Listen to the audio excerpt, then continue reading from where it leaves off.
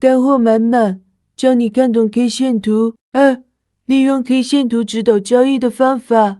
为了方便大家理解，我们在介绍中将涨跌以绿红两种颜色的实体表示，即绿色为阳线，红色为阴线。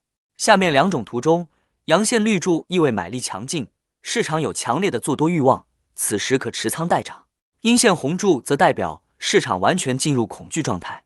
如果是从高位拉出这么一根阴线，则一定要卖出，这往往意味着行情接下来往下走。